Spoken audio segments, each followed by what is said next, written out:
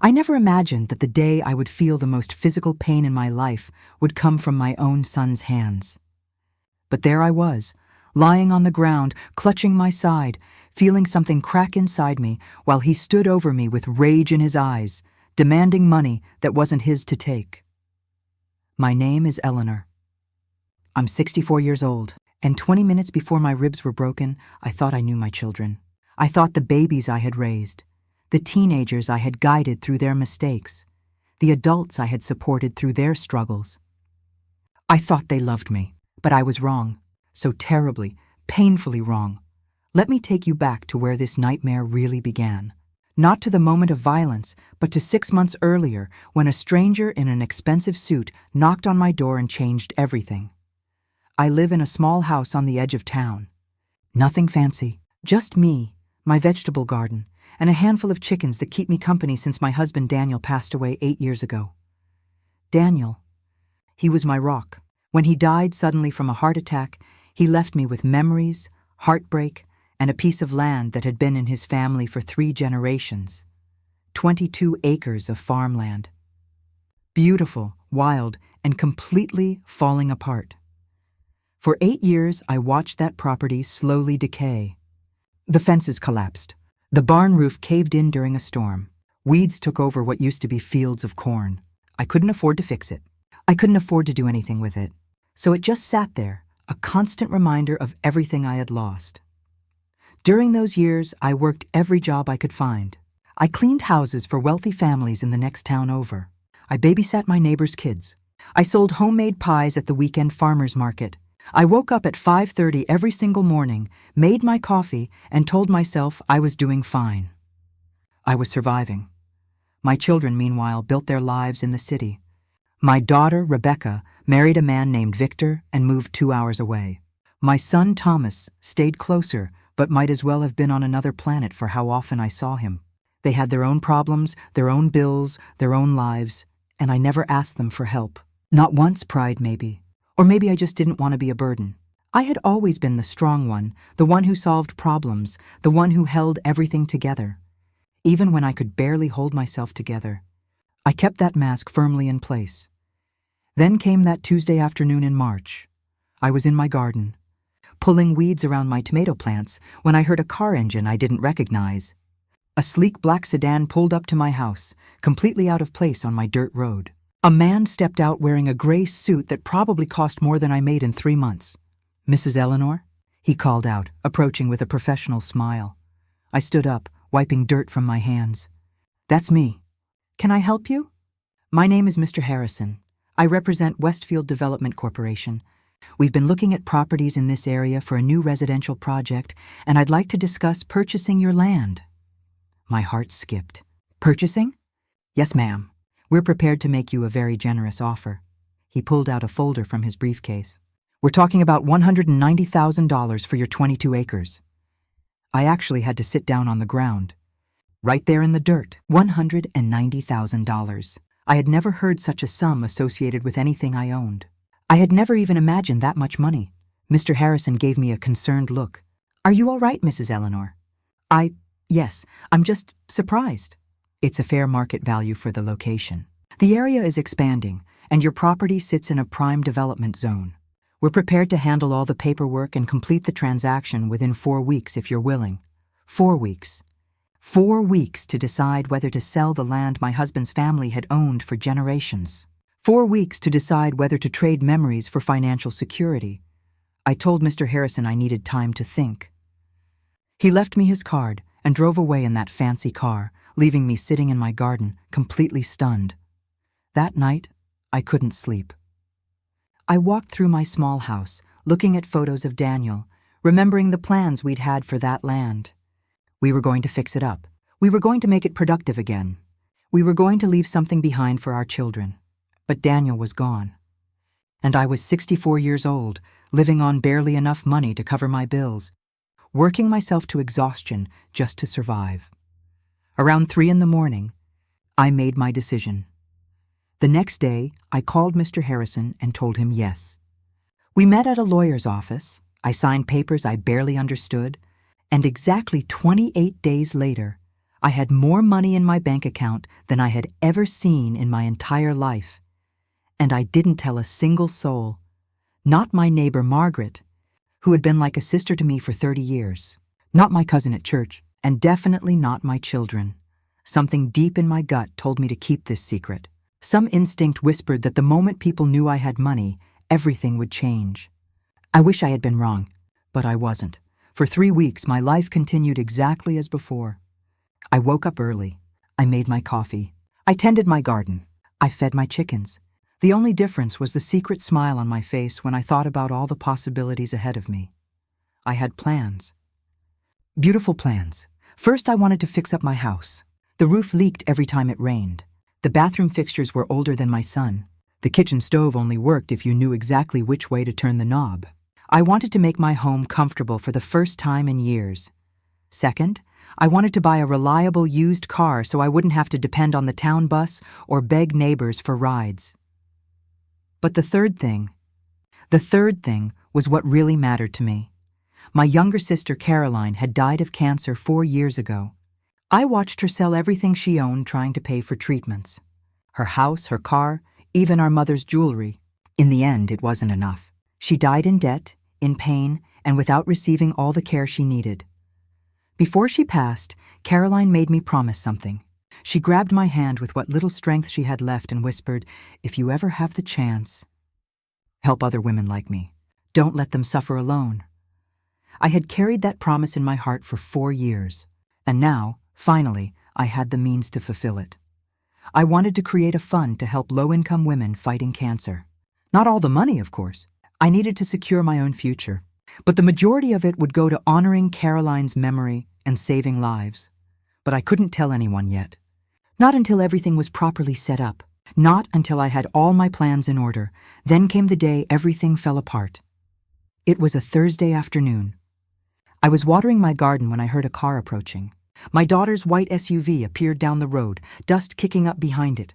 Rebecca never visited on weekdays. She worked at an accounting firm in the city and usually only came by on Sunday afternoons. My stomach immediately tightened with worry. Was something wrong?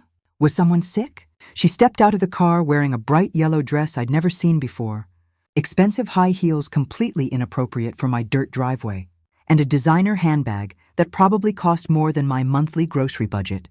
"Mom," she called out with an overly bright smile. "What a lovely surprise to find you outside." Something about her tone felt wrong. Too cheerful, too forced. "Rebecca, what are you doing here? Is everything okay?" "Everything's wonderful, Mom. I just needed to talk to you about something important." She wobbled on her heels through the garden. "Can we go inside?" I led her into the house, my heart pounding.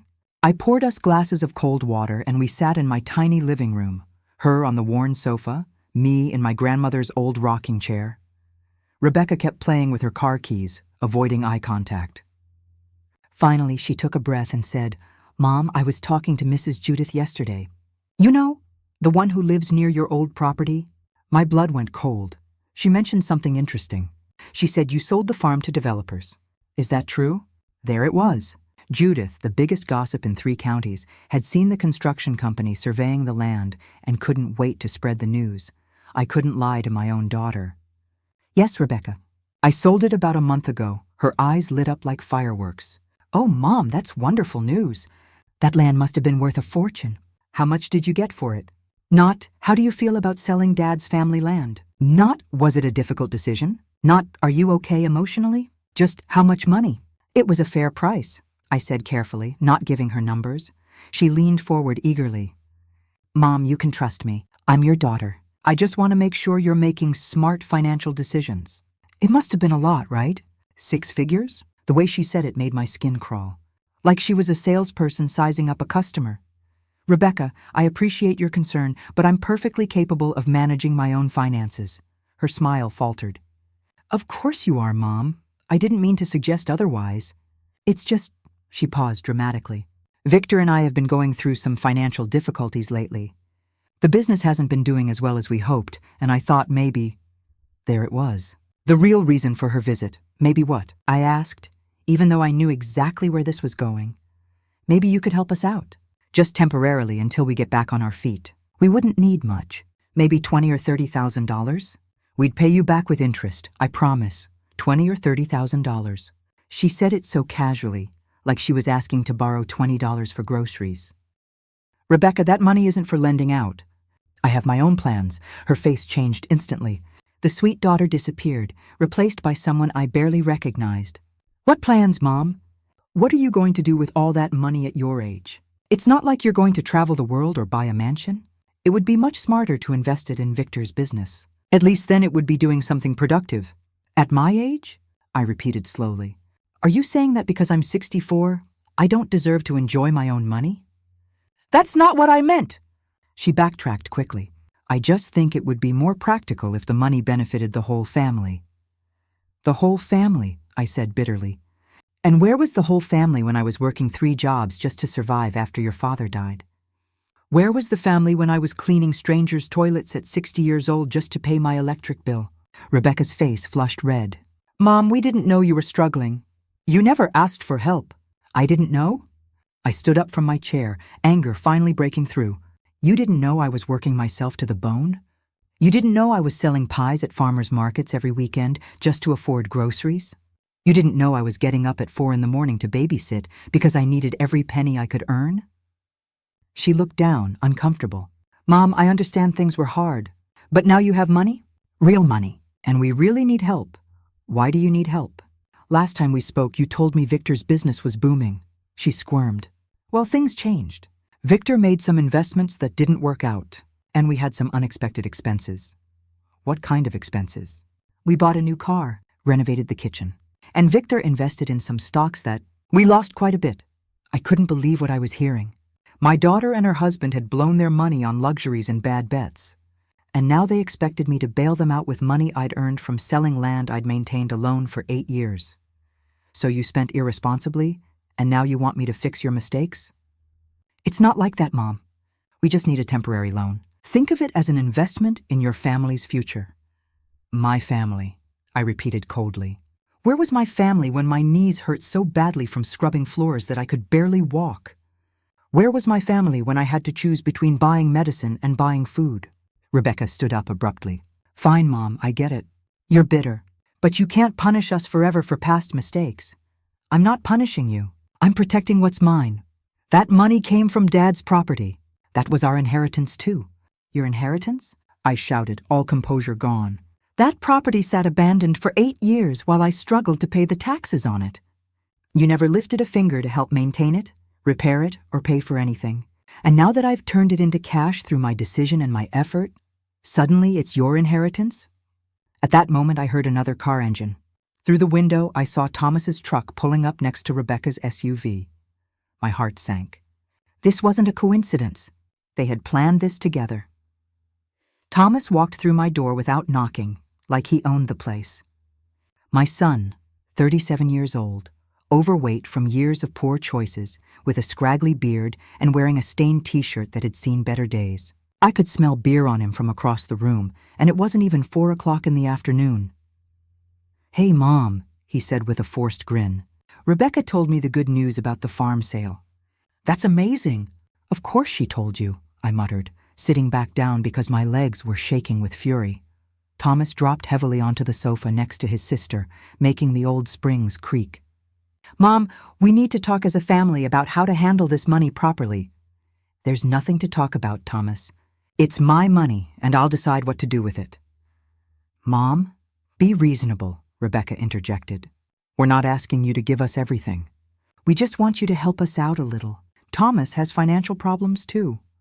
I looked at my son, this man who hadn't held a steady job for more than 6 months at a time in his entire adult life. What financial problems, Thomas? He shifted uncomfortably. I'm behind on some bills, and I have some debts I need to handle.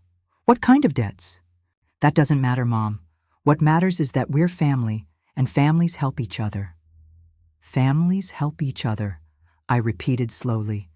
How interesting that you mention that now, after 8 years where I barely existed to either of you.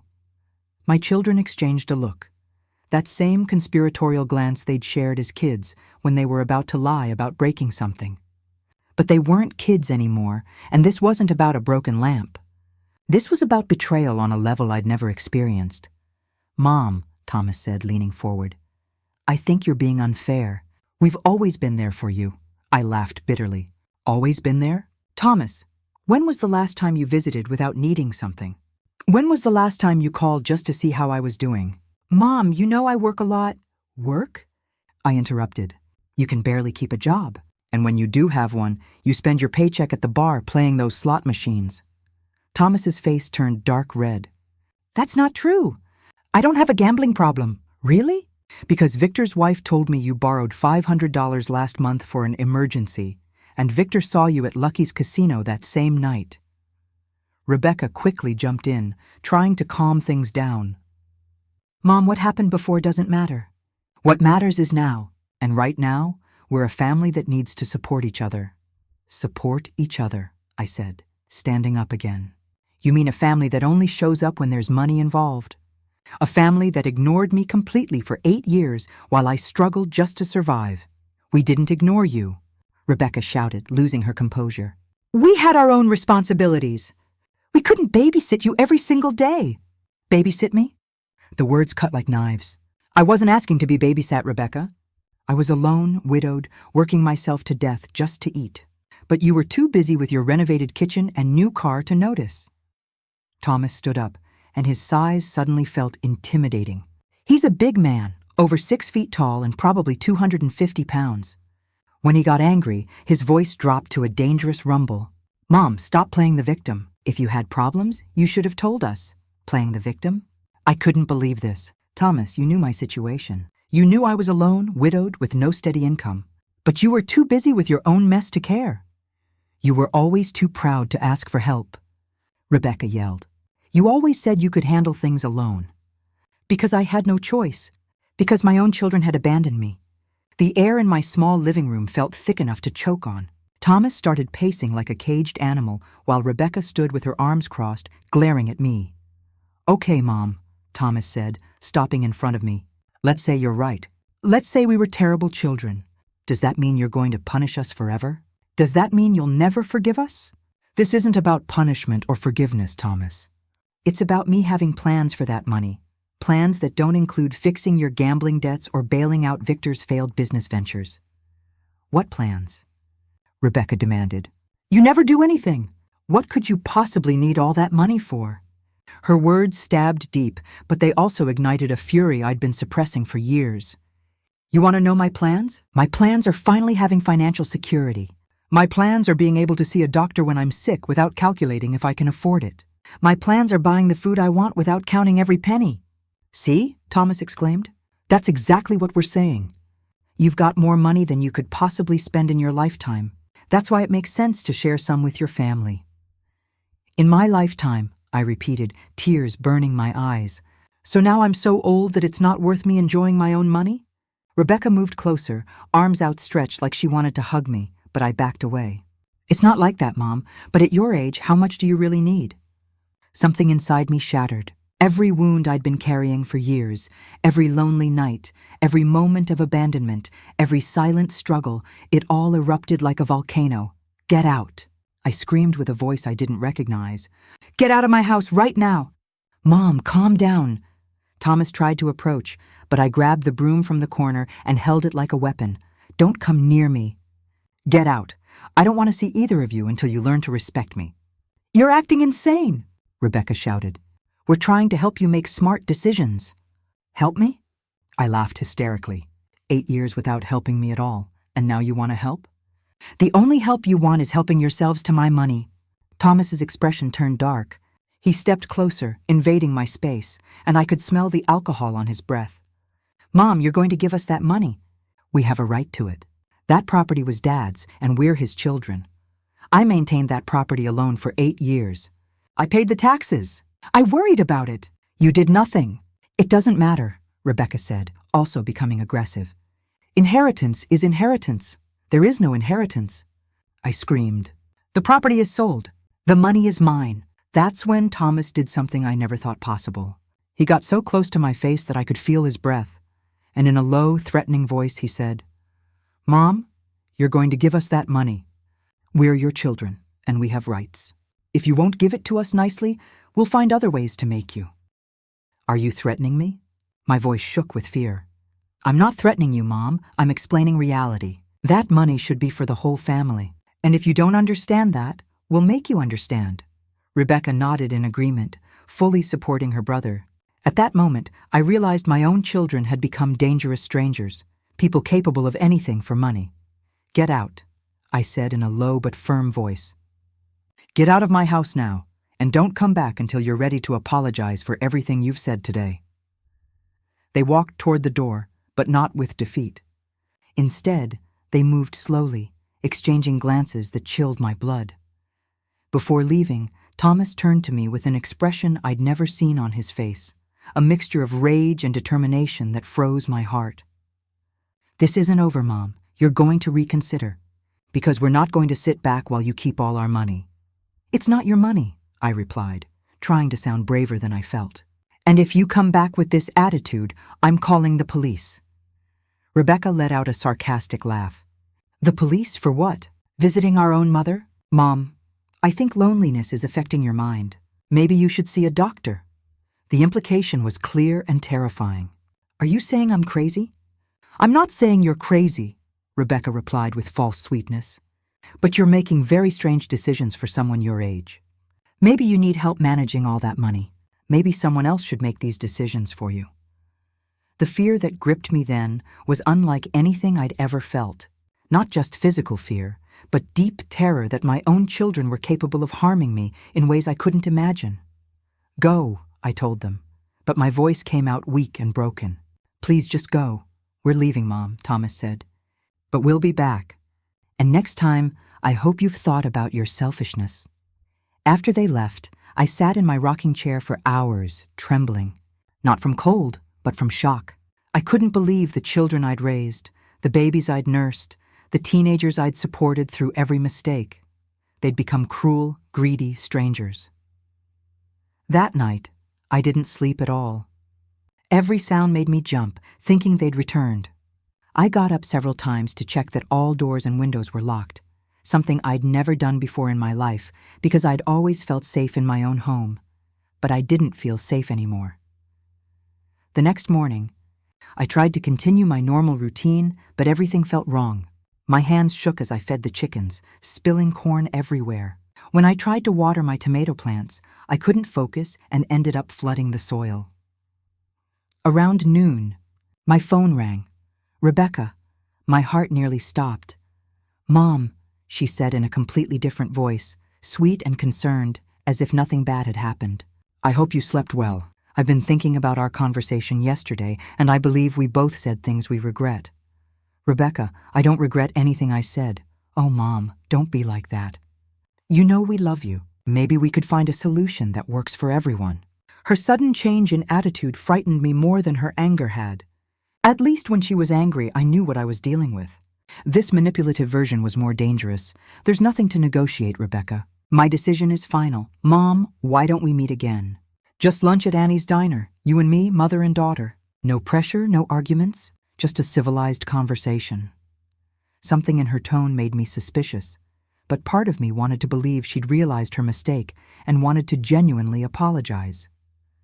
Fine, I finally said. But let me be clear, I'm not changing my mind about the money. Of course, Mom, I just want a nice conversation. We agreed to meet the next day at Annie's diner, a public place where I'd feel safe. That night, I slept fitfully, plagued by nightmares where Thomas and Rebecca chased me through the house, demanding money. In one dream, they'd brought lawyers and police to declare me mentally incompetent. The next day, I dressed carefully in my favorite purple dress, the one Daniel had given me for our 30th anniversary. I wanted to look dignified, respectable, like the strong woman I'd always been. I arrived at the diner 15 minutes early and asked for a window table where I could see the parking lot. Rebecca arrived exactly on time, but she wasn't alone. Victor was with her. My son-in-law, a thin man of about 40 with a black mustache, always wearing shirts that seemed too fancy for his personality. From the day I met him, something had seemed fake about Victor. He had that smile that never reached his eyes, that way of speaking like he was constantly trying to sell you something. Hello. Mother Eleanor, he said with that false smile. kissing my cheek in a way that made me shudder. "Great to see you. Hope you don't mind me joining?" "Actually, I do mind," I said directly. "This was supposed to be between Rebecca and me." Rebecca quickly intervened. "Mom, Victor is family. Plus, he knows a lot about finance and business. I thought he might help us find a solution that benefits everyone. I already told you, there's nothing to negotiate." Victor leaned forward with that expression he wore when he thought he was being clever. "Mother Eleanor, let me explain something about family finances. When a family has significant resources, the smartest approach is distributing those resources strategically to maximize everyone's benefit. Victor, with all due respect, my finances are none of your business. But they are my business. Mother Eleanor, because I'm your daughter's husband. What affects Rebecca affects me, and what affects us affects our children, your grandchildren." The mention of my grandchildren particularly annoyed me because I knew he was using them as manipulation tools. "My grandchildren are perfectly well cared for. If you have financial problems, that's your responsibility, not mine." Victor lowered his voice as if sharing a secret. "Let me be completely honest. We're in a very difficult situation. If we don't get money soon, we could lose the house. Do you really want your grandchildren to be homeless?" Rebecca nodded dramatically, like she was performing in a soap opera. "It's true, Mom. The children don't understand why we suddenly can't afford things they need. Yesterday, little Emma asked why she couldn't take piano lessons anymore, and I didn't know what to tell her. Their emotional manipulation disgusted me. Rebecca, if your children need something specific, we can discuss that. But I'm not giving you thousands of dollars so you and Victor can continue living beyond your means." Victor changed tactics, adopting a more aggressive tone. "Mother Eleanor, I don't think you understand the seriousness. This isn't just a request. We have legal rights to that inheritance." "Legal rights?" I laughed bitterly. "What legal rights? I sold my property, a property in my name, and the money is in my account. The property was your husband's inheritance. According to law, children have rights to paternal inheritances. Victor, you clearly know nothing about law. When Daniel died, that property became legally mine. I paid taxes for 8 years. I maintained documentation. I handled everything. Legally, that farm was completely mine." Victor's face flushed with annoyance when he realized he had no valid legal argument. He began tapping his fingers nervously on the table. Rebecca adopted her victim expression, the one she'd perfected since adolescence. "Mom, I can't believe you're being so cruel to your own family. Are you really going to let your grandchildren suffer because of your selfishness?" "I'm not cruel, Rebecca. I'm a woman who finally learned to value herself after years of being ignored by her children." Victor interrupted with a smile that sent chills down my spine. "Mother Eleanor, maybe we should look at this differently. A woman your age living alone with so much cash, doesn't that seem dangerous? There are criminals who specialize in robbing elderly people with large savings." His words sounded like a barely disguised threat. "Are you threatening me, Victor?" "Of course not, Mother Eleanor. I'm just concerned for your safety. It would be terrible if something happened to you, especially now that you have so much cash available." The waitress approached to take our order, but I'd completely lost my appetite. The conversation had taken a turn that terrified me. "I'm not ordering anything," I told the waitress. "I'm leaving."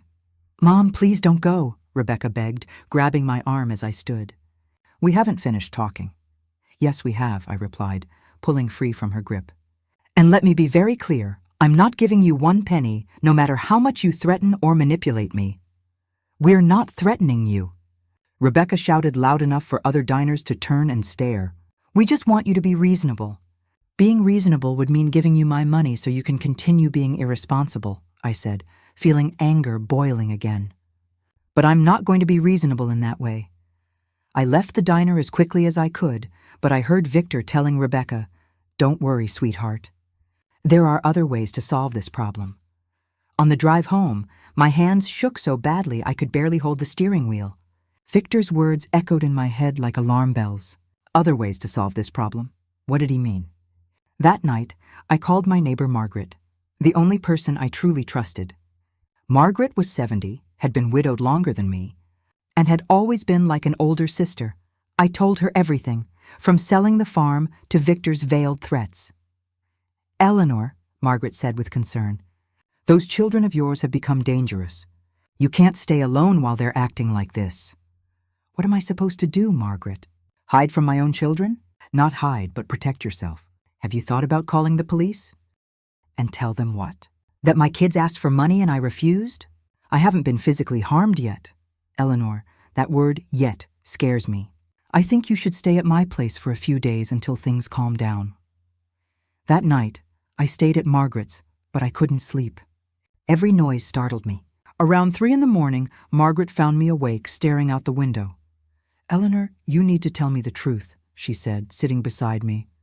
What do you really need that money for? I know you well enough to know you're not hoarding it out of greed. For the first time since selling the farm, I told someone my real plans. Margaret listened in silence, and when I finished, she had tears in her eyes. Oh, Eleanor, she said, hugging me. You're an incredible woman. Your children don't even deserve to know what you're planning. The next day, I returned home because I couldn't hide forever. But as soon as I arrived, I knew something was very wrong. The front door had marks around the lock, like someone had tried to force it. Some of my garden plants were trampled, with large boot prints in the dirt. Inside, though nothing was stolen, everything had been slightly moved.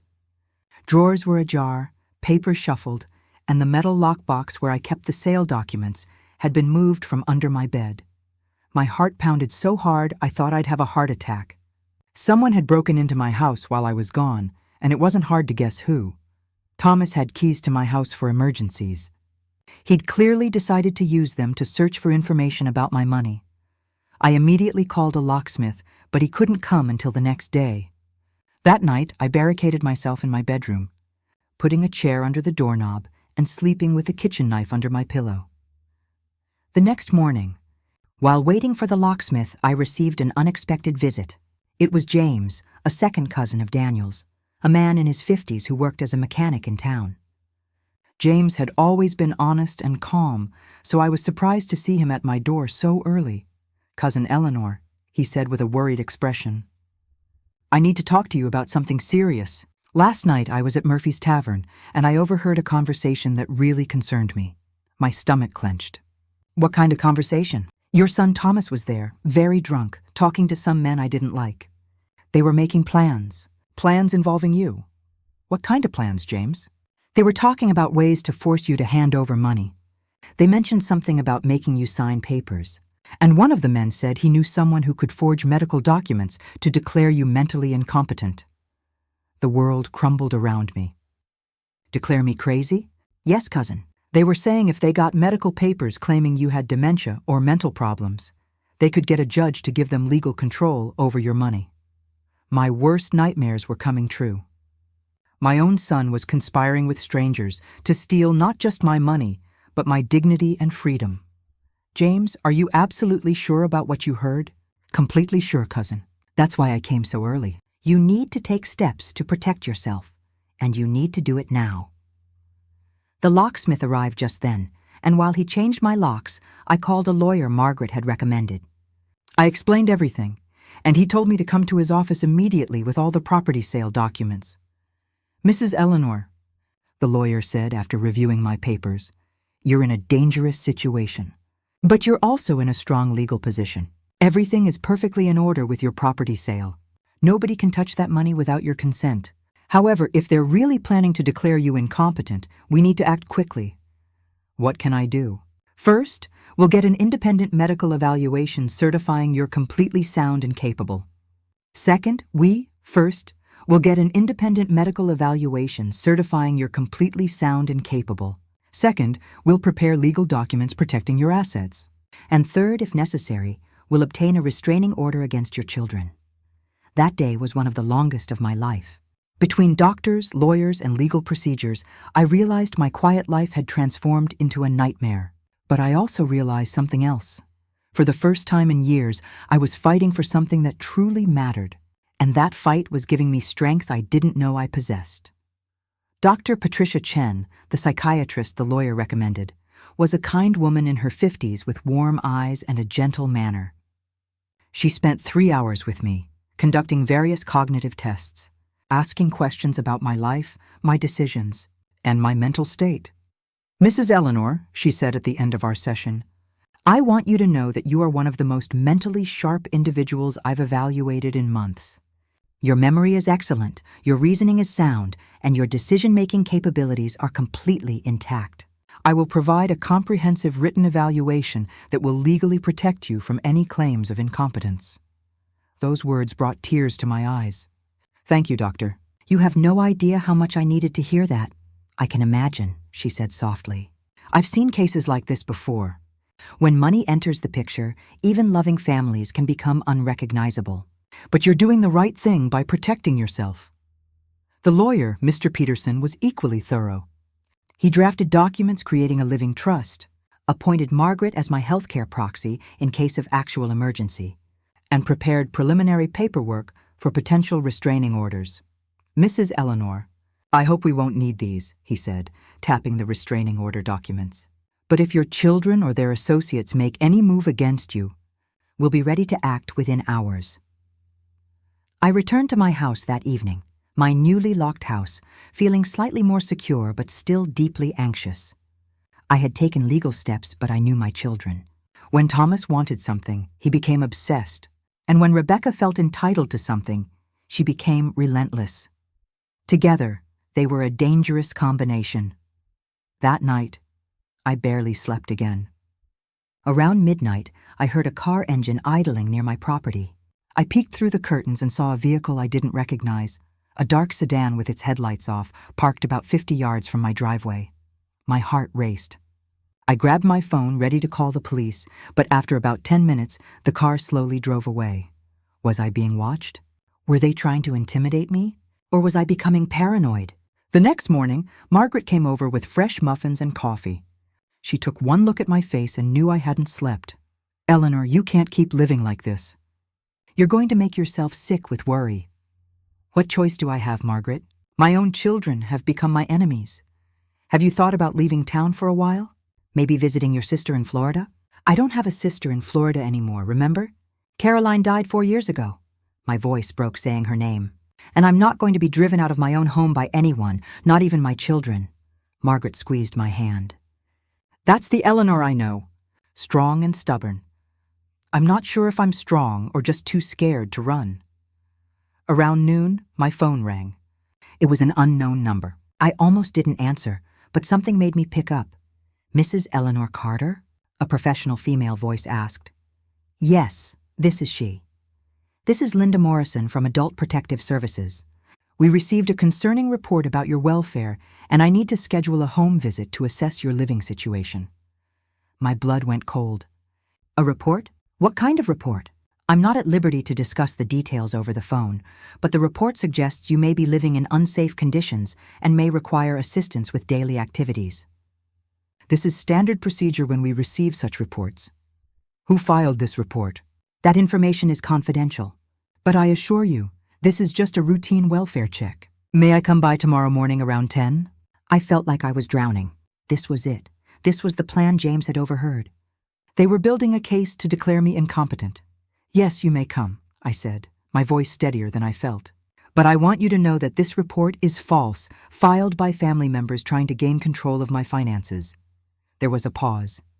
"Mrs. Carter, I understand these situations can be stressful. I'll see you tomorrow at 10.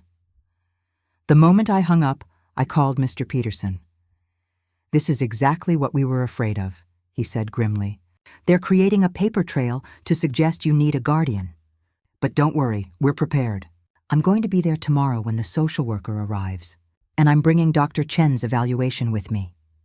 That night, I cleaned my house more thoroughly than I had in months.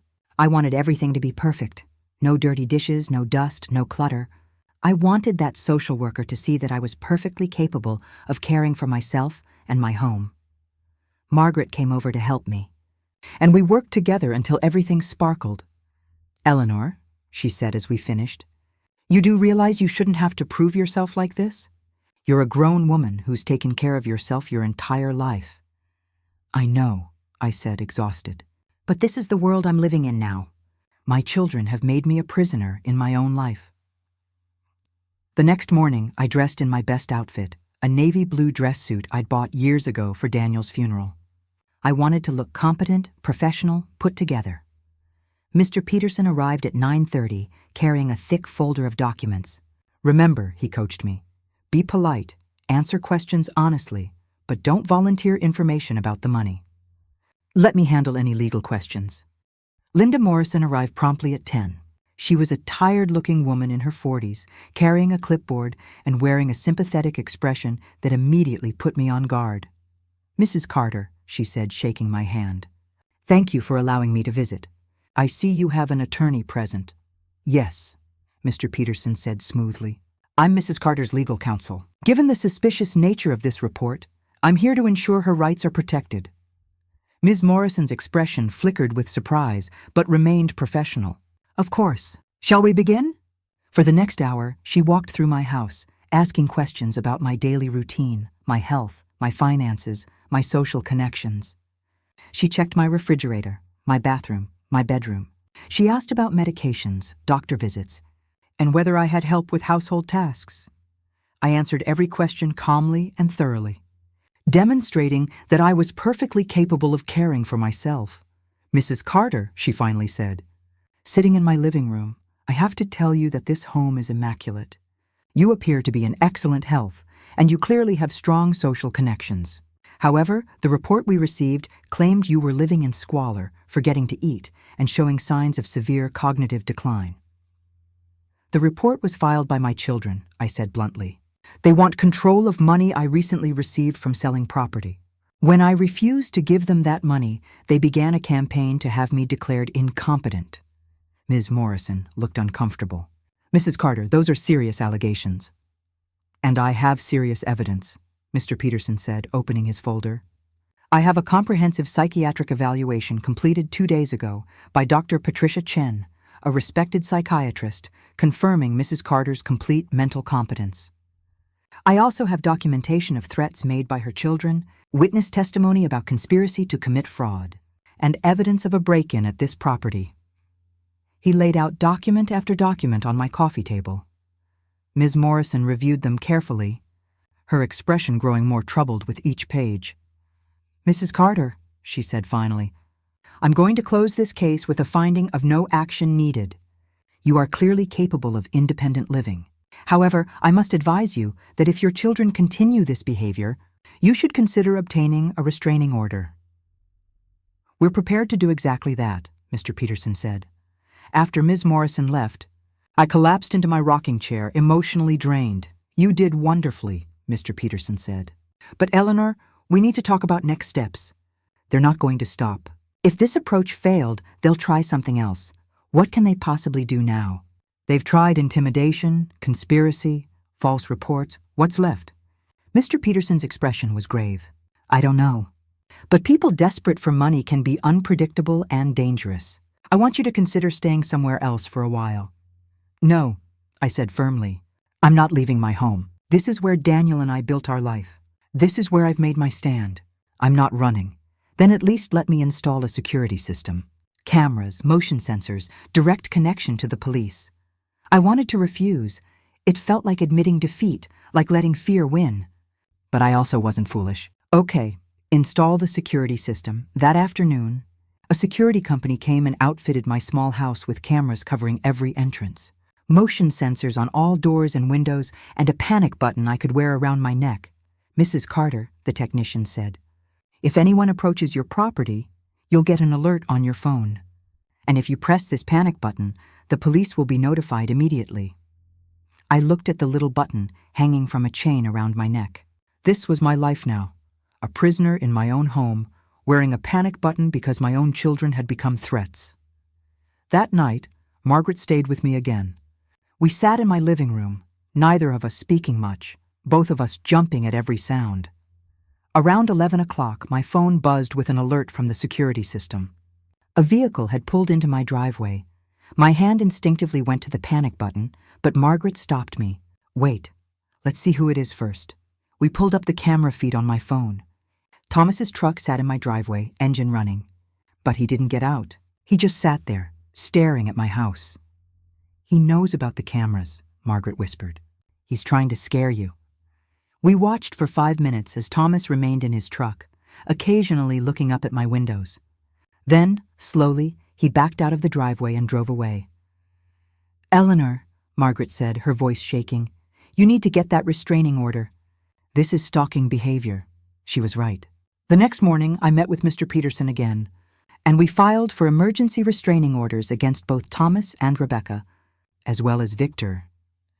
"The hearing is scheduled for 3 days from now," Mr. Peterson explained. "You'll need to testify about everything that's happened. Are you prepared for that?" "I don't have a choice, do I?" "No," he said gently. "I'm afraid you don't." Those 3 days were the longest of my life. Every night, Thomas would drive by my house, sometimes parking, sometimes just slowly cruising past. The security cameras captured it all. Rebecca called repeatedly, leaving messages that alternated between sweet, "Mom, please, let's talk like adults," and threatening, "You're going to regret this, you selfish old woman." I saved every voicemail, every text message, every piece of evidence. The morning of the hearing, I dressed in my purple dress again, my armor, my reminder of Daniel and happier times. Margaret drove me to the courthouse because my hands were shaking too badly to drive. Mr. Peterson met us at the entrance. "Eleanor, I want you to be prepared. Thomas and Rebecca will be here. So will Victor. They'll have their own lawyer, and they'll likely try to paint you as vindictive or unstable." "I'm ready," I said, though I wasn't sure if I was. The courtroom was smaller than I expected. Thomas, Rebecca, and Victor sat on one side with a sharp-looking attorney in an expensive suit. They all glared at me as I entered. This was my family, the people I had given birth to, raised, loved unconditionally. And now we were enemies in a courtroom. The judge, a stern-looking woman in her 60s named Judge Martinez, reviewed the paperwork before addressing the courtroom. "This is a hearing regarding Mrs. Eleanor Carter's petition for restraining orders against her 2 adult children, Thomas Carter and Rebecca Sullivan, as well as her son-in-law, Victor Sullivan. Mrs. Carter, you may present your case." Mr. Peterson stood and began methodically laying out everything that had happened: the aggressive demands for money, the threats, the conspiracy to declare me incompetent, the break-in, the false Adult Protective Services report, the stalking behavior. He played recordings of Rebecca's threatening voicemails. He showed security camera footage of Thomas repeatedly driving by my house late at night. He presented Dr. Chen's psychiatric evaluation. He showed photographs of the forced lock on my door. The evidence was overwhelming. Then it was my turn to testify. I stood at the witness stand, my legs shaking, and told my story. I spoke about the years of loneliness after Daniel died, the struggle to survive, the sale of the property, and how everything had spiraled into this nightmare. "Mrs. Carter," Judge Martinez asked, "why do you believe your children are behaving this way?" "Your Honor," I said, my voice breaking, "I believe they see me as an obstacle to money they think they're entitled to. They don't see me as their mother anymore. They see me as a bank account they can't access." The lawyer representing my children stood up. His name was Mr. Hendricks, and he had that smug expression of someone who thought he was the smartest person in the room. "Your Honor, my clients maintain that Mrs. Carter is exhibiting erratic behavior consistent with early cognitive decline. They're not trying to steal her money. They're trying to protect her from making poor financial decisions." Poor financial decisions? I couldn't help myself, like refusing to give them money to pay off gambling debts and failed business ventures.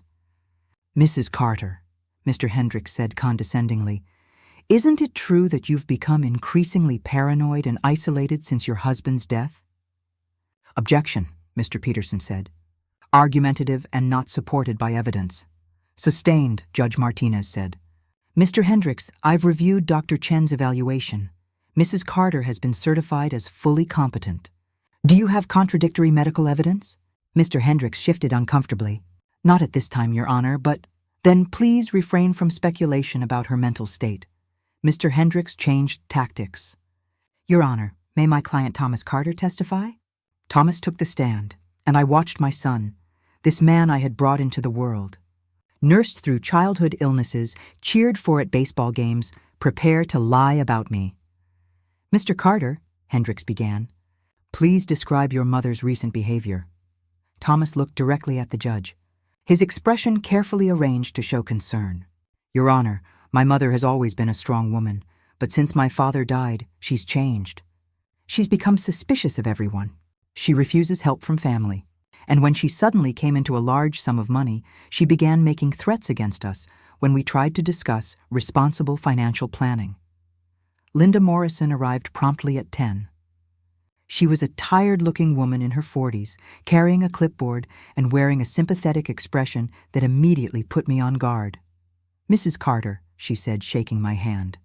"Thank you for allowing me to visit. I see you have an attorney present." "Yes," Mr. Peterson said smoothly. "I'm Mrs. Carter's legal counsel. Given the suspicious nature of this report, I'm here to ensure her rights are protected." Ms. Morrison's expression flickered with surprise, but remained professional. "Of course, shall we begin?" For the next hour, she walked through my house, asking questions about my daily routine, my health, my finances, my social connections. She checked my refrigerator, my bathroom, my bedroom. She asked about medications, doctor visits, and whether I had help with household tasks.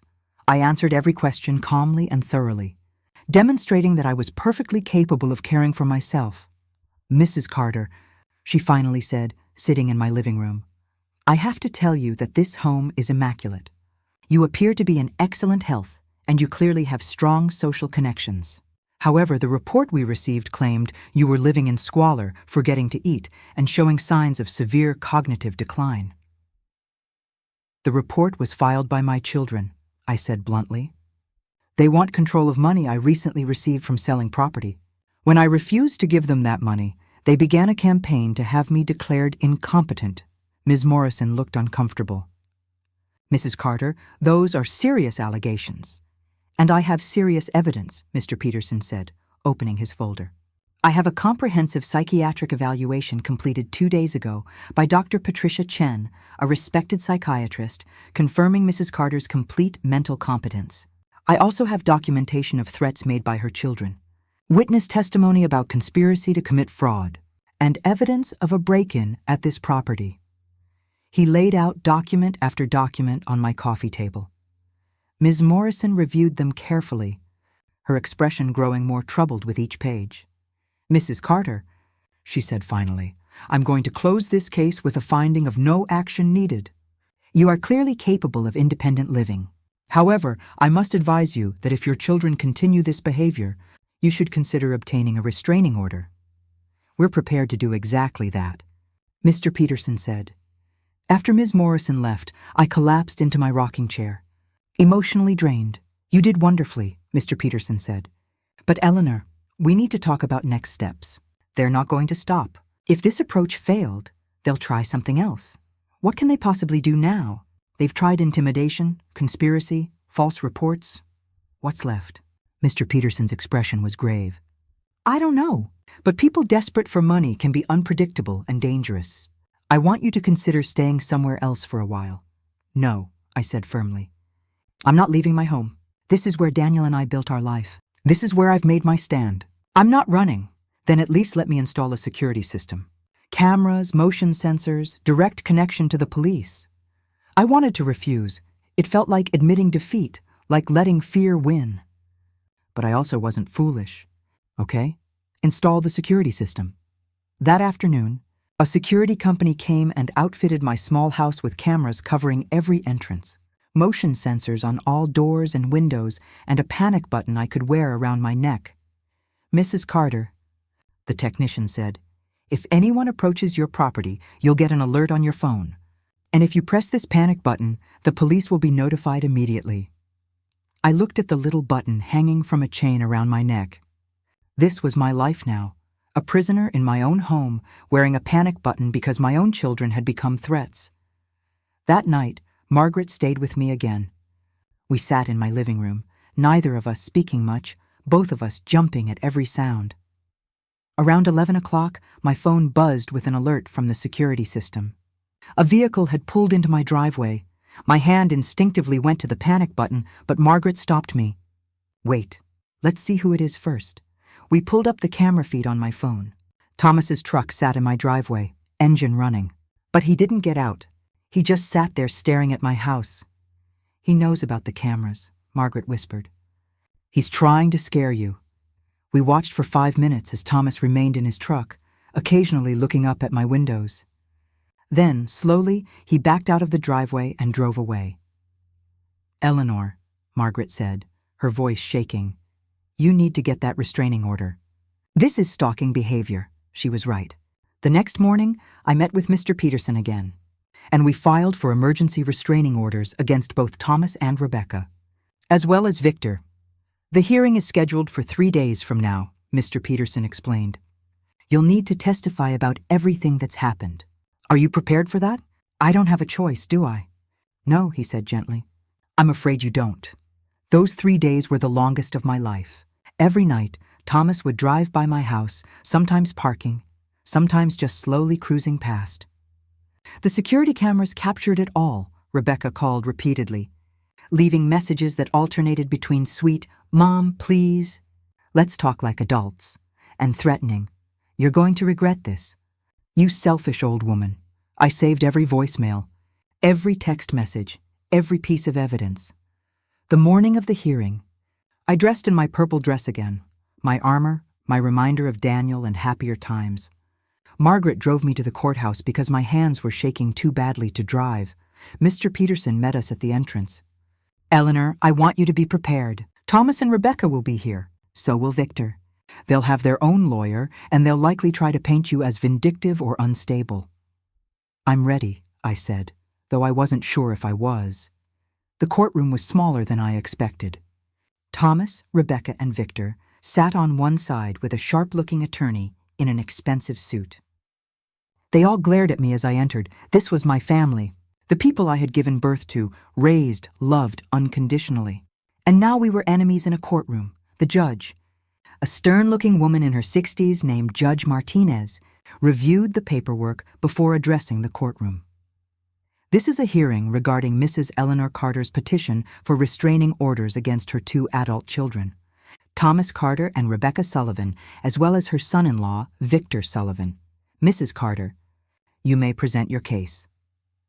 Mr. Peterson stood and began methodically laying out everything that had happened: the aggressive demands for money, the threats, the conspiracy to declare me incompetent, the break-in, the false Adult Protective Services report, the stalking behavior.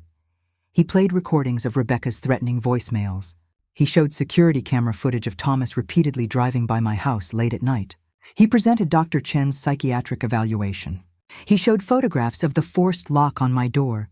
The evidence was overwhelming. Then it was my turn to testify. I stood at the witness stand, my legs shaking, and told my story.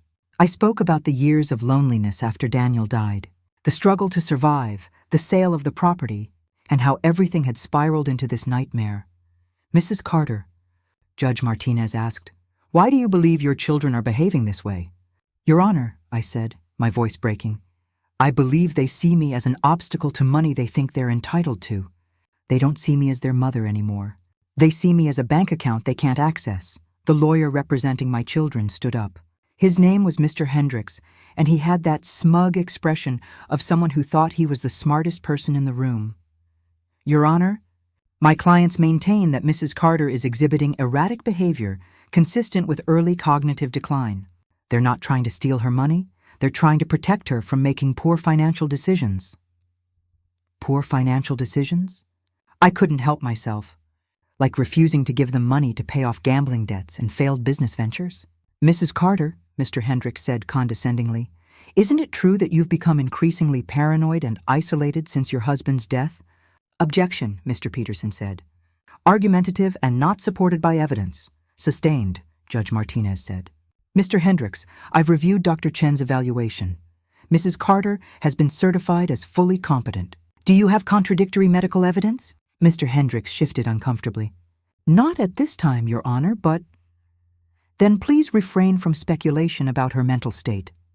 Mr. Hendricks changed tactics. "Your Honor, may my client Thomas Carter testify?" Thomas took the stand, and I watched my son, this man I had brought into the world, nursed through childhood illnesses, cheered for at baseball games, prepare to lie about me. "Mr. Carter," Hendricks began, "please describe your mother's recent behavior." Thomas looked directly at the judge, his expression carefully arranged to show concern. "Your Honor, my mother has always been a strong woman, But since my father died, she's changed. She's become suspicious of everyone. She refuses help from family. And when she suddenly came into a large sum of money, she began making threats against us when we tried to discuss responsible financial planning. That's a lie. I couldn't stop myself. You broke into my house. Judge Martinez gavelled. Mrs. Carter, please let him finish. Thomas continued, his voice sad and measured. My sister and I love our mother very much. We're just concerned that she's vulnerable to exploitation and not thinking clearly. We wanted to help her invest the money wisely. But she became hostile and accused us of trying to steal from her. Mr. Carter, Judge Martinez said, are you aware that your mother has security camera footage of you repeatedly driving by her house late at night? Thomas's confident expression faltered. I was just checking on her, making sure she was safe. At 11 o'clock at night? Without getting out of your vehicle? For 5 consecutive nights? I didn't want to disturb her if she was sleeping, Your Honor. Mr. Carter, the judge's voice was cold. I've been doing this job for 23 years. I know the difference between concerned children and people engaged in intimidation tactics. The evidence shows a clear pattern of harassment. Rebecca's lawyer tried to salvage the situation. Your Honor, may Mrs. Sullivan testify? Rebecca took the stand, dabbing at her eyes with a tissue. Tears, I suspected, were fake. Mrs. Sullivan, Hendricks said, please tell the court about your relationship with your mother. I love my mother so much, Rebecca said, her voice quavering. After my father died, I visited every weekend. I called her twice a week. I wanted to be there for her. Another lie. She'd visited maybe once a month, called when she remembered. And when you learned about the property sale? I was happy for her at first. But then she started acting strangely. She became secretive, paranoid. She accused me and Victor of trying to steal from her when we just wanted to help. She even accused Victor of threatening her, which is completely untrue. Mr. Peterson stood. Your Honor, may I cross-examine? Proceed. Mr. Peterson approached Rebecca with a calm expression. Mrs. Sullivan, you testified that you visited your mother every weekend after your father's death. Is that correct? Yes. Mrs. Carter kept a diary during that time, noting every visitor. According to her records, you visited an average of 1.3 times per month over the 8 years following your father's death. Would you like to revise your testimony? Rebecca's face went pale. Maybe I misjudged the frequency, but, Mrs. Sullivan, during your lunch meeting with your mother at Annie's Diner, did your husband Victor say, and I quote, a woman your age living alone with so much cash, doesn't that seem dangerous? There are criminals who specialize in robbing elderly people? He was expressing legitimate concern. Did he say those words, yes or no? Yes, and did you, 2 days later, leave a voicemail on your mother's phone saying, you're going to regret this, you selfish old woman? Rebecca's tears stopped immediately, replaced by anger. She was being unreasonable. That's not what I asked. Did you leave that voicemail? Yes. No further questions, Your Honor. Judge Martinez reviewed her notes for what felt like an eternity. Finally, she looked up. I've heard enough. Mr. and Mrs. Sullivan, Mr. Carter, what you've done to your mother is reprehensible. This court sees cases of elder abuse regularly, and this is a textbook example. You have harassed, intimidated, and attempted to defraud a woman whose only crime was refusing to fund your irresponsible lifestyle choices. Thomas started to speak, but the judge held up her hand. I'm not finished. Mrs. Carter has provided overwhelming evidence of your campaign against her. The threatening messages, the stalking behavior, the false APS report, the attempted break-in, all of it paints a clear picture. She signed several documents. I'm granting restraining orders against all 3 of you. You are prohibited from coming within 500 feet of Mrs. Carter's residence. You are prohibited from contacting her directly or indirectly. Any violation will result in immediate arrest. Furthermore, I'm referring this case to the District Attorney's Office for possible criminal prosecution. Rebecca gasped. Thomas's face turned dark red. Victor looked like he might be sick. Your Honor, Hendricks tried one more time. My clients have children who are Mrs. Carter's grandchildren. Surely, Mr. Hendricks, your clients should have thought about that before they terrorized their mother. If they want a relationship with her in the future, they'll need to earn that privilege through changed behavior and genuine remorse. This hearing is adjourned. The gavel came down. I sat there, stunned. I had won. The legal system had protected me. But victory felt hollow. I was safe from my children, yes, but I had lost my children in the process. As we left the courtroom, Thomas blocked my path in the hallway. 2 bailiffs immediately moved forward, but Thomas held up his hands. "Mom," he said, his voice breaking, "I'm sorry." "I'm so sorry for everything. Stay away from me, Thomas," I said, trying to walk past him.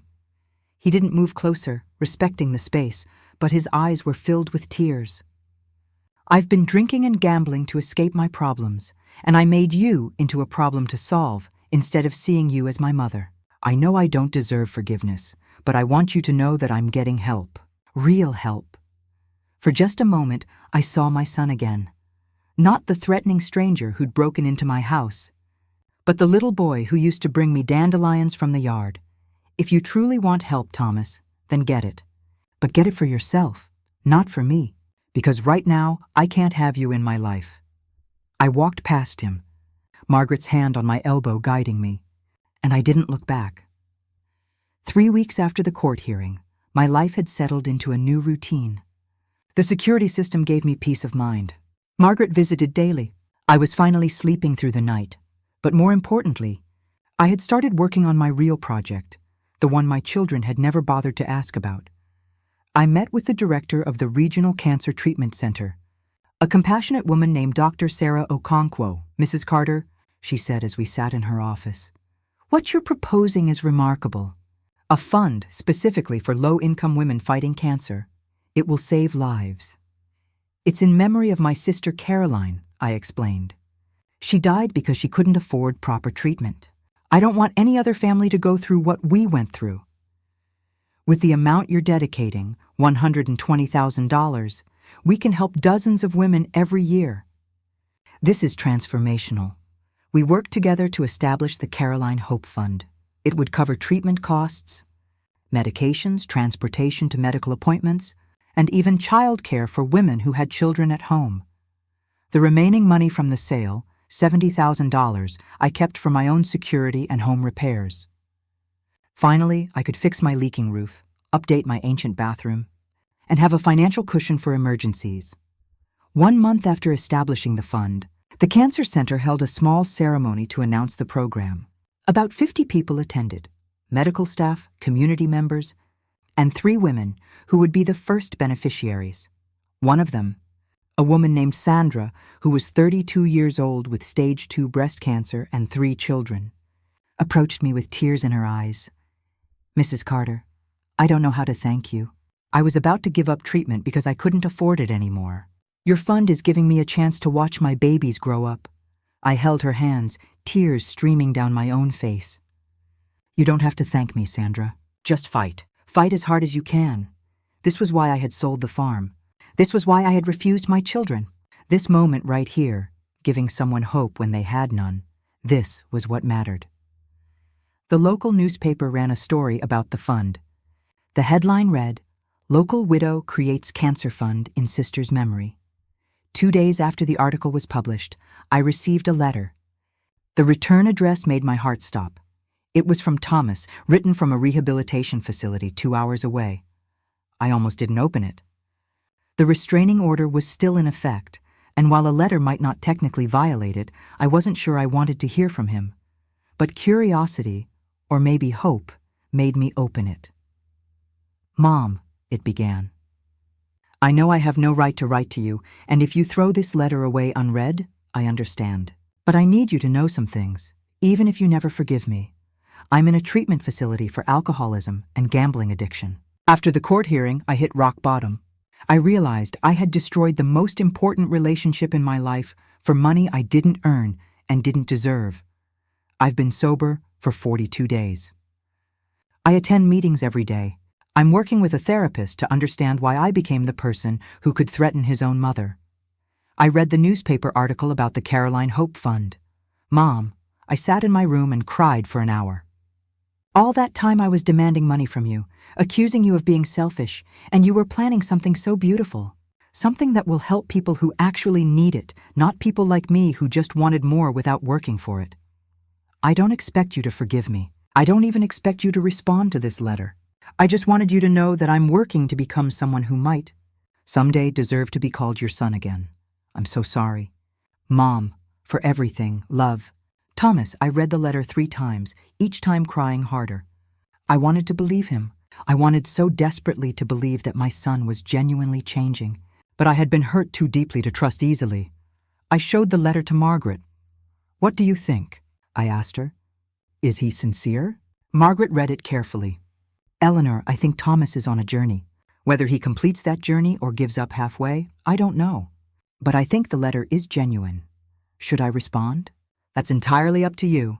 But remember, forgiveness doesn't mean letting him back into your life immediately. It means releasing yourself from the prison of anger." I thought about her words for several days. Finally, I sat down and wrote a short response. "Thomas, I received your letter. I'm glad you're getting help. That's the right first step. I'm not ready to have you in my life again. The wounds are too fresh, and I need to protect myself. But I want you to know that I don't hate you. I'm disappointed, I'm hurt, but I don't hate you. If you truly stay sober and work on yourself, perhaps in time we can have some kind of relationship. But that time is not now. Take care of yourself, Mom." I mailed the letter, feeling both sad and relieved. 2 months after the court hearing, I received an unexpected visitor. Rebecca. I saw her white SUV pull up through my security camera, and my first instinct was to call the police. She was violating the restraining order just by being there. But something stopped me. She didn't get out of the car immediately. She just sat there, and through the camera I could see she was crying. Finally, she stepped out and walked slowly to my front door. She didn't knock. She just stood there, looking at the doorbell, then down at her feet. I watched her through the camera for 5 minutes. Then, against every instinct of self-preservation, I opened the door. Rebecca looked terrible. She'd lost weight. Her hair, usually perfectly styled, was pulled back in a messy ponytail. She wore jeans and an old t-shirt, nothing like her usual designer outfits. "Mom," she said, her voice barely a whisper. "I know I'm not supposed to be here. I know I could be arrested, but I needed to see you." "You're violating the restraining order," I said, one hand on my phone, ready to call 911. "I know. And if you want to call the police, I understand. But please, let me say what I came to say first. I should have called the police immediately, but I didn't." "You have 5 minutes." Rebecca's tears flowed freely. "Mom, I destroyed our relationship for money. And the worst part is, we didn't even need it as desperately as I claimed. Victor convinced me we were in crisis. But the truth is, we just couldn't maintain the lifestyle we wanted. We had enough to live on. We just didn't have enough to live the way we thought we deserved to live. So you decided I should sacrifice for your comfort?" "Yes," she said simply. "And I can't explain why I thought that was okay. I've been in therapy 3 times a week trying to understand it. My therapist says I developed a sense of entitlement, that I stopped seeing you as a person with your own needs and started seeing you as a resource I could tap." "That's exactly what you did."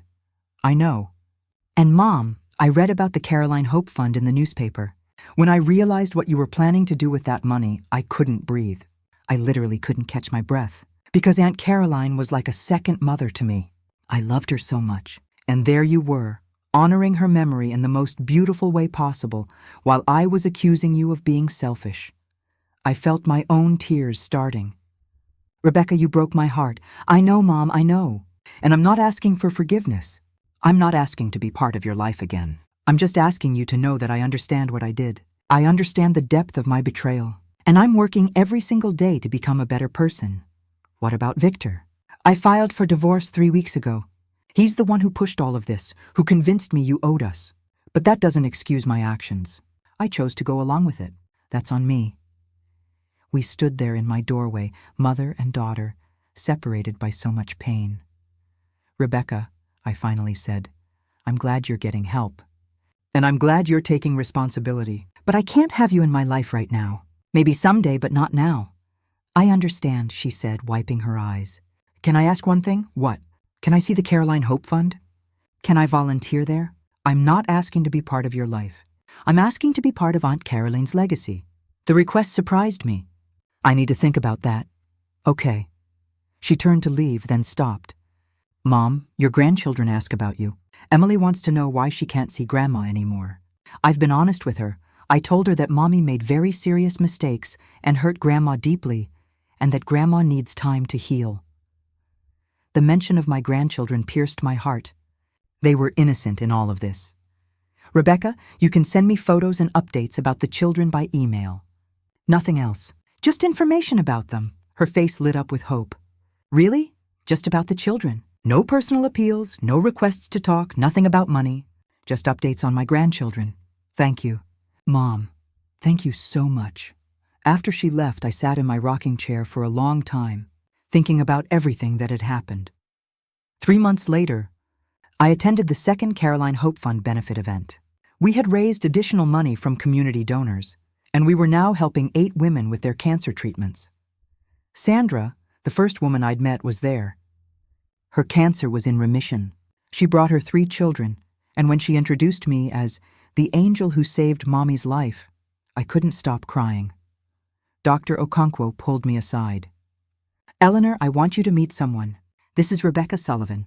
She's been volunteering here for the past 6 weeks, helping patients with paperwork, driving them to appointments, sitting with them during chemotherapy. Rebecca stood there nervously, clearly unsure if I would be angry. You've been volunteering here? I asked. Yes, Mom. I wanted to do something meaningful. Something that honored Aunt Caroline. Dr. Okonkwo didn't know we were related until today. Dr. Okonkwo looked between us, confused. You're related? She's my daughter, I said quietly. Oh, Dr. Okonkwo said, clearly sensing the tension. Well, I should mention that Rebecca has been one of our most dedicated volunteers. The patients love her. I looked at my daughter, really looked at her. She appeared different, humbler, more genuine. Can we talk, Mom? Rebecca asked. Just for a few minutes? We walked outside to a bench in the hospital garden. I didn't tell Dr. Okonkwo we were related because I didn't want special treatment, Rebecca explained. I wanted to earn my place there based on my work, not on being your daughter. Why are you really doing this? Because I needed to understand what you were trying to do. I needed to see the impact of what this fund means. And Mom, I've met women who remind me so much of Aunt Caroline. Women fighting so hard just to survive, to be there for their kids. It's changed me. Changed you how? It's made me realize how much I had and how little I appreciated it. These women would give anything for the problems I was complaining about. I had a comfortable life, a healthy family, enough money to live on, and I threw it all away because I wanted more. We sat in silence for a moment. Mom, I know I can't undo what I did, but I want you to know that every Tuesday and Thursday, when I'm here helping women who actually need help, I think about what I tried to do to you. And I'm ashamed, but that shame is pushing me to be better. Rebecca, I need more time. I know. I'm not asking for anything. I just wanted you to know that I'm trying. As I drove home that evening, I realized something profound. My children had broken my heart, yes. They had betrayed me in ways I never imagined possible. But in the process, they had also forced me to find strength I didn't know I had. I had learned to stand up for myself.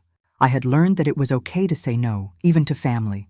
I had learned that my worth wasn't determined by how much I sacrificed for others. And most importantly, I had honored Caroline's memory in a way that would help women for years to come. 6 months after the restraining orders were issued, I received notice that Thomas had completed his 90-day rehabilitation program. His counselor sent me a letter asking if I would be willing to participate in a family therapy session as part of his recovery process. I discussed it with Margaret. It's your choice entirely, she said. But Eleanor, I've seen Thomas at the hardware store.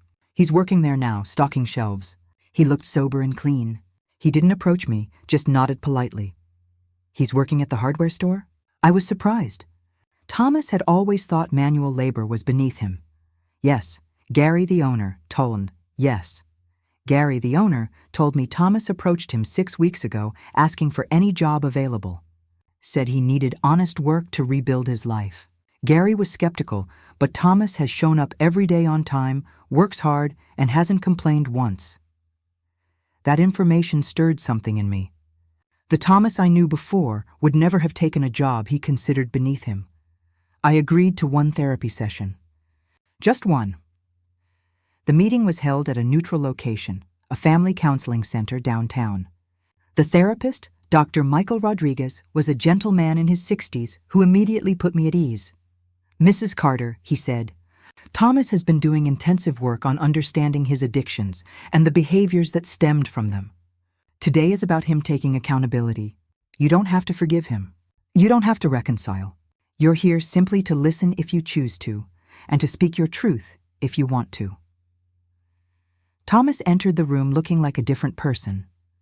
He'd lost weight in a healthy way, his eyes were clear, and he carried himself with a humility I'd never seen before. "Hi, Mom," he said softly, taking a seat across from me. "Not too close." "Hello, Thomas," Dr. Rodriguez began. "Thomas, you asked your mother here today. What would you like to say to her?" Thomas took a deep breath. "Mom, I've been working with Dr. Rodriguez for 4 months now, and I've learned some things about myself that are hard to admit. I've been an alcoholic since I was 23 years old, 14 years, and I've had a gambling addiction for almost as long." I listened, saying nothing. "When Dad died, instead of stepping up to help you, I retreated deeper into my addictions. It was easier to drink and gamble than to face the pain of losing him. And over the years, I built up this massive debt, not just money, but emotional debt. I owed money to casinos, to loan sharks, to friends. And I owed you years of being a good son, but I couldn't face that." His voice cracked. "When I heard you sold the farm, I didn't see it as your money. I saw it as my solution. If I could just get some of that money, I could pay off my debts and everything would be fine. I didn't think about what you had been through. I didn't think about what you deserved. I only thought about myself. You threatened me," I said quietly. "You broke into my house, I know. And Mom, there's no excuse for that. I was drunk, desperate, and I had convinced myself that you were being selfish by keeping money that I believed was partially mine. But it was never mine. I didn't maintain that property. I didn't support you. I had no right to any of it. You broke my ribs, Thomas." He closed his eyes and tears streamed down his face. "That's the moment that broke me, Mom. When I realized what I had done to you, physically hurt you, I wanted to die. In jail, I thought about ending my life. I couldn't believe I had become someone capable of that." Dr. Rodriguez gently intervened. "Thomas is sharing this not to manipulate you into sympathy, Mrs. Carter, but as part of his accountability process." "I understand," I said. Then to Thomas, "What do you want from me today?" "Nothing, Mom. I don't want anything. I just wanted you to hear that I understand what I did. I understand that I don't deserve your forgiveness. I understand that I destroyed our relationship, maybe permanently. I just needed you to know that I'm getting help, and I'm becoming someone different. Not for you, not to get back into your life, but because I don't want to be that person anymore." "What are your plans now?" "I'm working at the hardware store. It doesn't pay much, but it's honest work. I'm living in a small apartment with 2 other guys from my recovery group. I go to AA meetings every day. I've been sober for 183 days. Despite everything, I felt a flicker of pride." "That's good, Thomas. I'm also paying back my debts. It'll take me years, but I've set up payment plans. And Mom, I need you to know something about the money I owed." "What about it?" "Some of it was to dangerous people. That's why I got so desperate.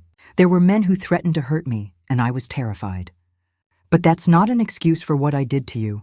I should have faced the consequences of my choices instead of trying to make them your problem." We sat in silence for a moment.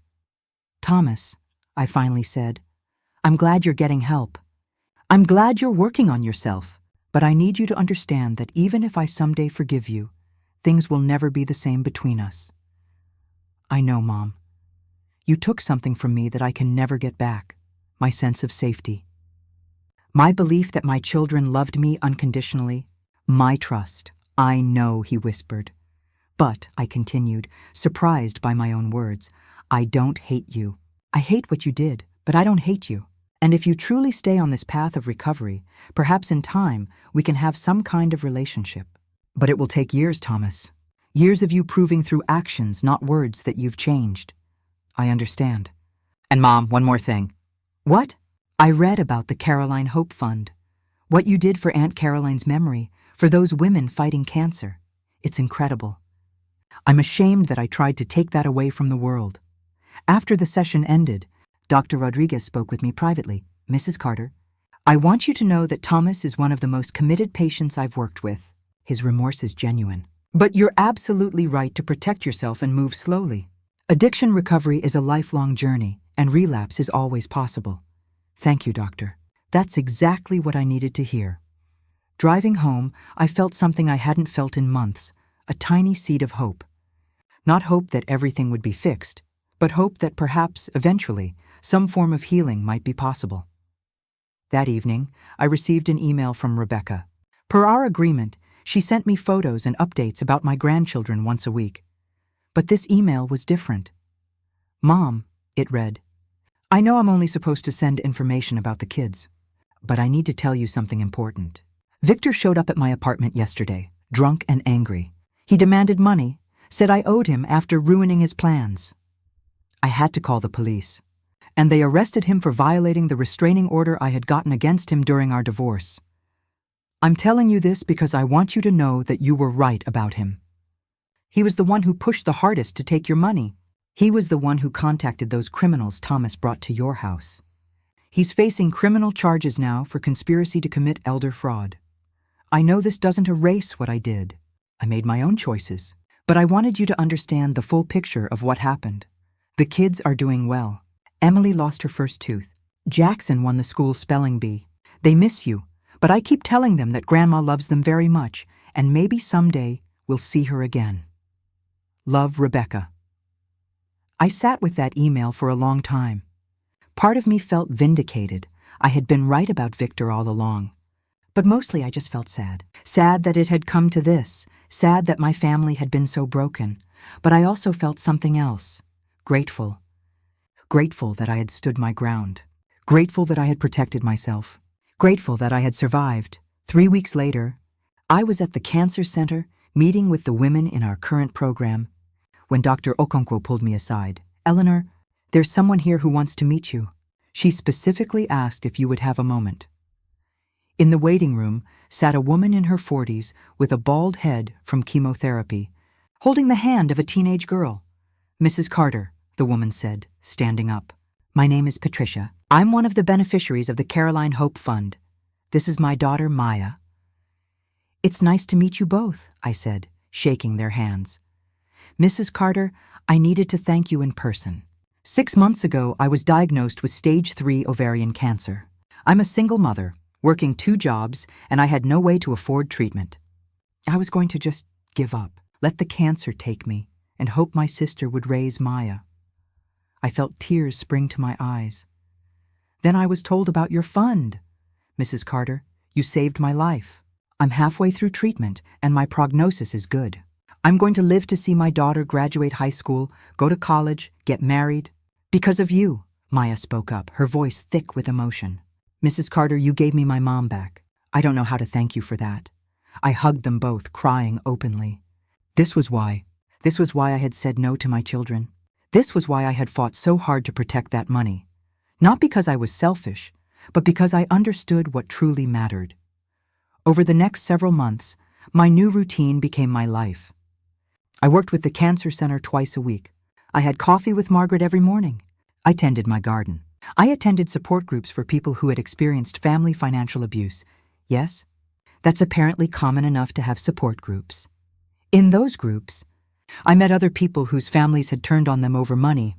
I heard stories that made mine seem almost mild, and I learned that I wasn't alone, that I wasn't wrong for protecting myself, and that choosing yourself over toxic family members isn't selfish, it's survival. 8 months after the court hearing, I received a letter from the district attorney's office. Victor had been formally charged with conspiracy to commit elder fraud and criminal intimidation. He was facing up to 5 years in prison. Thomas's charges had been reduced to misdemeanor harassment because he had completed rehabilitation and was making restitution. He received 2 years of probation. Rebecca had not been charged, as she had cooperated fully with the investigation and had no prior record. Justice had been served, but it felt hollow. I hadn't wanted my children to go to prison or have criminal records. I had just wanted them to love me. On what would have been Daniel's 70th birthday, I visited his grave. I hadn't been there in months, too consumed with the crisis my life had become. Daniel, I said, sitting on the grass next to his headstone, I sold your family's farm. I'm sorry if you're disappointed in me, but I used the money to honor your sister Caroline, and I think you would have approved of that." The wind rustled through the cemetery trees, and I imagined it was his way of telling me he understood. "Our children broke my heart," I continued, "but I think maybe they're trying to put the pieces back together. I don't know if I'll ever fully trust them again, but I'm trying not to hate them." I traced his name on the headstone. "I miss you. I miss having someone who loved me without conditions, without ulterior motives. But I'm learning to be okay alone. I'm learning that I'm stronger than I ever knew." As I drove home, my phone buzzed with an alert from the security system. Someone was at my front door. My heart raced. Old fears die hard. But when I checked the camera, I saw Thomas standing there, holding a small potted plant. He wasn't trying to knock or ring the doorbell. He just set the plant down on my doorstep, placed an envelope next to it, and walked back to his truck. When I got home 20 minutes later, I found a beautiful succulent plant with a note. "Mom, today is Dad's birthday. I went to his grave this morning and saw fresh flowers. I'm guessing from you. I wanted to leave these there, but I thought maybe you'd like them instead. They're succulents, so they're hard to kill, like you. Strong and resilient. I don't expect anything from you. I just wanted you to know I was thinking about you and Dad today. Love." Thomas, I brought the plant inside and placed it on my kitchen windowsill, where I could see it every morning when I made my coffee. 1 year after selling the farm, the Caroline Hope Fund held its anniversary celebration. We had helped 23 women. 5 were now cancer-free. 18 were still in treatment with good prognoses.